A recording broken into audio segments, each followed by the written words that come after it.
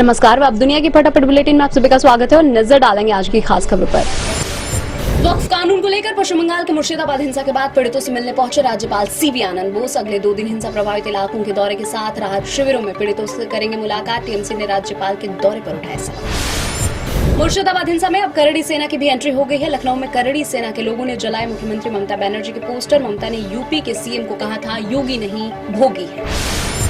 National Herald case में जारी है सियासत। कांग्रेस के बाद अब सड़क पर भाजपा का यूथ विंग राहुल और सोनिया के जलाए पुतले। बोले हिमाचल प्रदेश के मुख्यमंत्री सुखविंदर सिंह सुक्खू, हमारा अखबार हम देंगे विज्ञापन। तेलंगाना और हरियाणा के बाद अब आंध्र प्रदेश में एससी आरक्षण में सपोटा। मुख्यमंत्री चंद्रबाबू नायडू की अध्यक्षता में कैबिनेट ने अध्यादेश को दी मंजूरी। सुप्रीम कोर्ट के फैसले के बाद सरकार का फैसला। दिल्ली के सीलमपुर में युवक की हत्या से तनाव। परिजनों का आरोप, मुस्लिम लड़कों ने पुरानी रंजिश के चलते मारा। बोले मुख्यमंत्री रेखा गुप्ता, पीड़ितों को मिलेगा न्याय, पूरा होगा इंसाफ। उत्तर पूर्वी दिल्ली के सीलमपुर इलाके में 70 वर्षीय कुणाल की चाकू घोंपकर हत्या। पुलिस सूत्रों ने बताया कि हत्या की साजिश लेडी डॉन कही जाने वाली महिला ने रची थी, जो अपने भाई की हत्या का बदला लेना चाहती थी। सीलमपुर हत्याकांड पर दिल्ली की पूर्व मुख्यमंत्री आतिशी बोली। सीलमपुर में 17 साल के युवक की हत्या दिल्ली में बिगड़ती हुई कानून व्यवस्था का एक और उदाहरण है। क्या कर रही है दिल्ली की पुलिस, क्या कर रहे हैं गृह मंत्री अमित शाह, क्या कर रही है डबल इंजन की सरकार।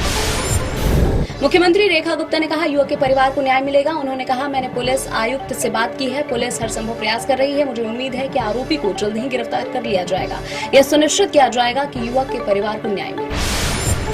सुप्रीम कोर्ट ने हजरत सात पीर सैयद बाबा दरगाह को ढहाने संबंधी नासिक नगर निकाय की नोटिस पर अंतरिम रोक लगा दी है। दरगाह की याचिका को सूचीबद्ध न करने पर बंबई उच्च न्यायालय से मांगी रिपोर्ट। राष्ट्रीय मानवाधिकार आयोग के एक दल ने शुक्रवार को पश्चिम बंगाल के मालदा पहुंचकर उन लोगों से मुलाकात की जिन्होंने मुर्शिदाबाद जिले के हिंसा प्रभावित क्षेत्रों से भागकर एक अस्थायी शरणार्थी शिविर में शरण ली थी।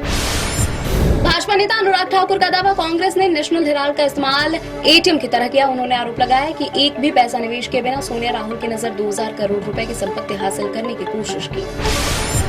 कांग्रेस महासचिव जयराम रमेश ने कहा अमेरिकी आवर्जन अधिवक्ता संघ का यह दावा चिंताजनक है कि अंतर्राष्ट्रीय छात्रों के वीजा निरस्तीकरण मामलों में से 50% भारतीय छात्रों से संबंधित है। उन्होंने सवाल किया कि क्या विदेश मंत्री एस जयशंकर अपने अमेरिकी समकक्ष मार्को रूबियो के साथ बातचीत में इस मुद्दे को उठाएंगे। यमन के हूती विद्रोहियों का दावा, तेल बंदरगाह रास एजा को निशाना बनाकर किए गए अमेरिकी हवाई हमलों में 38 लोगों की मौत हो गई है, 102 अन्य घायल हैं। अमेरिकी सेना की सेंट्रल कमांड ने की हमलों की पुष्टि। बांग्लादेश पुलिस ने कहा ढाका में सऊदी अरब के पूर्व राजदूत मोहपाश में फंसाकर 50 लाख अमेरिकी डॉलर ठगने की कोशिश के आरोप में पूर्व ब्यूटी क्वीन मेघना आलम को हिरासत में लिया गया। मेघना ने दावा किया कि राजनायक उनसे शादी करना चाहता था। भाजपा के पश्चिम बंगाल इकाई के पूर्व अध्यक्ष दिलीप घोष आज शाम शादी के बंधन में बंधेंगे। 60 वर्षीय घोष पार्टी सहयोगी रिंकू मजूमदार से शादी करेंगे। वह 2021 से जानते हैं एक दूसरे को। घोष और मजूमदार की मुलाकात सुबह की सैर के दौरान हुई थी और समय के साथ उनका रिश्ता और मजबूत होता गया। सपा नेता अखिलेश यादव ने जैन समाज को पत्र लिखकर लगातार हो रहे हमलों पर जताई चिंता। कहा अल्पसंख्यक जैन समुदाय के मध्य भय, असुरक्षा और अनिश्चितता की जो भावना व्याप्त है वह अत्यधिक चिंता का विषय है। जैन समाज याद रखे भाजपाई किसी के सगे नहीं। कर्नाटक के बीदर और शिवमोगा जिलों में केंद्रों पर सीईटी परीक्षा कक्षा में प्रवेश करने के पहले कुछ छात्रों को जनेऊ उतरवाने के लिए कहा गया। इससे विवाद पैदा हो गया। राज्य के उच्च शिक्षा मंत्री ने जिम्मेदार लोगों के खिलाफ कार्रवाई करने का आश्वासन दिया। हाथरस भगदड़ मामले में भोले बाबा के वकील ने एसआईटी के आरोप पत्रों को बताया झूठ का पुलिंदा। इस घटना में 121 लोगों की मौत हो गई थी।